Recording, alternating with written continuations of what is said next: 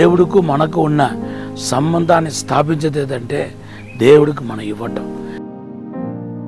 యేసుక్రీస్తు నామములో మీ అందరికీ శుభములు తెలియపరుస్తున్నాను.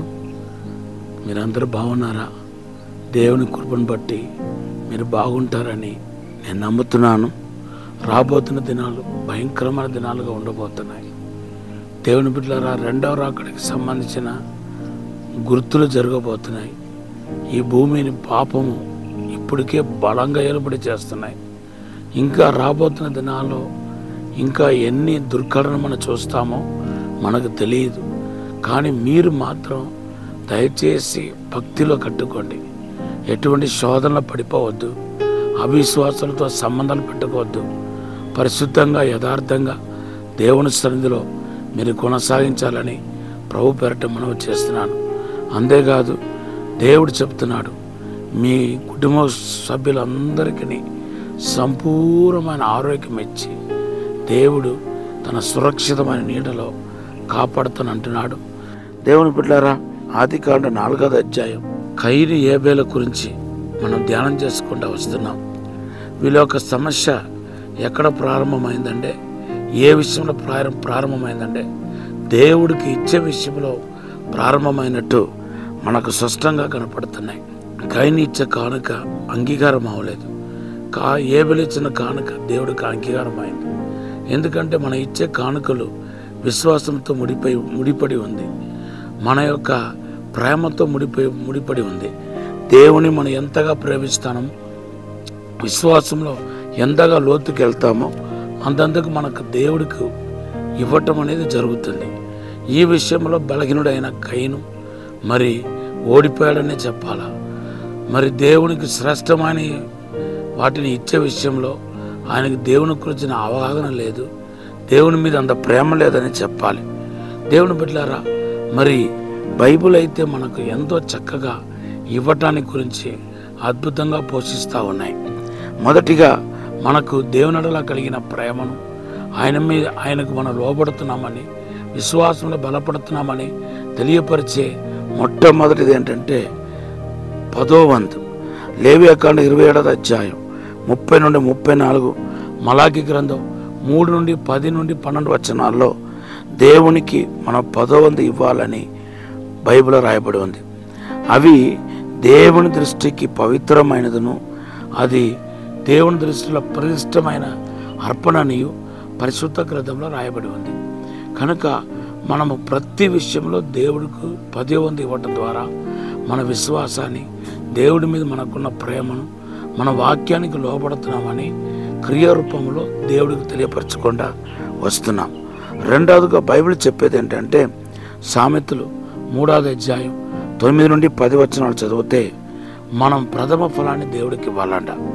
అలాగా ప్రథమ ఫలాన్ని దేవుడికి ఇవ్వటం వలన మనము దేవుణ్ణి హానర్ చేస్తున్నామని పరిశుద్ధ గ్రంథం మనకు తెలియపరుస్తున్నాయి. బైబిల్లో ఏమని రాయబడి ఉందంటే, ఒకడు నన్ను ఘనపరిస్తే నేను అతన్ని ఘనపరుస్తానని ప్రభువారు చెప్తున్నాడు. కాబట్టి దేవుడు మనకి ఇచ్చిన ప్రథమ ఫలం అది ఏదైనా కానివ్వండి. ఒకవేళ మీ బిడ్డలు కావచ్చు, లేకపోతే ఒక మొదటి జీతం కావచ్చు, లేకపోతే ఇంకొకటి కావచ్చు. మొదటిగా దేవుడి నుండి మీరు ఏది పొందుకుంటున్నారో దాన్ని ప్రథమ ఫలము కింద దేవుడి మీద ఉన్న ప్రేమ, అభిమానం, రెస్పెక్ట్ చెప్పున దేవుడికి మనం సమర్పించాలి. మూడవదిగా చారిటీ. దేవుని బిడ్డలారా, బీదలు కూడా మనం కనుకరించాలి. బీదలకు మనం 1 వంతు ఇవ్వాలని బైబిల్లో రాయబడి ఉంది. మత్తయి సువార్త 6వ అధ్యాయం 1 నుండి 4 వచనాల్లో మనము ఈ కార్యాన్ని గురించి చూస్తున్నాం. అంతేకాదు, మనము బీదలకు మనం ఇచ్చే కానుకలు ఏదైతే ఉందో అది పరలోకాన్ని నిర్ణయించిన వాటిలో అదొక అంశం కింద ఉంది. అందుకొరకే మత్తయి సువార్త 25వ అధ్యాయం 34 నుండి 36 వచనంలో, నేను వస్త్రం లేకుండా వచ్చాను, నాకు వస్త్రం పెట్టారా? అన్నం లేకుండా వచ్చాను, ఆహారం లేకుండా వచ్చాను, నాకు ఆహారం పెట్టారని అడుగుతున్నారు. వాళ్ళు, ప్రభు మీరు ఎప్పుడు వచ్చారు వస్త్రం లేకుండా అంటే, ఈ అల్పుడైన వాళ్ళకి ఏదైతే చేస్తారో అది నాకే చేస్తారన్నాడు. తర్వాత దేవుని బిడ్డలారా, మరి దేవుడికి ఇచ్చే కృతజ్ఞత కానుక. కీర్తన 104లో మరి కృతజ్ఞత అర్పణముతో ఆ యొక్క గుమ్మంలో ప్రవేశించండి అని రాయబడి ఉంది. దేవుడు మనకు చేసిన ఉపకారాలన్నింటినీ తలపోసుకొని కానుక రూపంలో దేవుడికి మనం కృతజ్ఞత చెల్లించాలి. చివరిగా కొత్త నిబంధనకి వచ్చినప్పుడు సువార్త నిమిత్తము దేవుడికి అర్పించాల్సిన కానుక గురించి రాయబడి ఉంది. ఫిలిప్పీ పత్రిక 4వ అధ్యాయం 18వ వచనంలో మనం చూస్తే 18-19 చూస్తే మరి పౌలు స్థాపించిన సంఘంలో ఒక సంఘం మరి సువార్త కోసం సహకరిస్తుంది. అది దేవునికి ఇంపైన సువాసనగా దేవుడు కోరుకున్న కానుకగా స్వీకరించబడింది అనే విషయాన్ని మనం పరిశుద్ధ గ్రంథంలో చదువుతున్నాం. కాబట్టి దేవుడికి మనకు ఉన్న సంబంధాన్ని స్థాపించేది ఏదంటే దేవుడికి మనం ఇవ్వటం. ఇచ్చే విషయంలో మీరు ఎప్పుడు వెనకంచి ఉంచవద్దు, తడబడవద్దు, ఆలోచించవద్దు. మీరు ఏది దేవుడు మిమ్మల్ని ప్రేరేపిస్తున్నాడో అది దేవునికి ఇచ్చి ఘనపరచండి. ఈ మాటను దేవుడు దీవించిన గాక. ఒక చిన్న ప్రార్థన చేస్తున్నాను. పరిశుద్ధము నమ్మకమైన పరలోక తండ్రి, నీకు వందనాలు, స్తోత్రాలు ప్రభా. మా అతిక్రమాన్ని, పాపాన్ని నీ రక్తంలో కడిగి పరిశుద్ధపరిచి నీకు ఇచ్చేవారుగా చేయమని, అభిషేకించమని, బలపరచమని.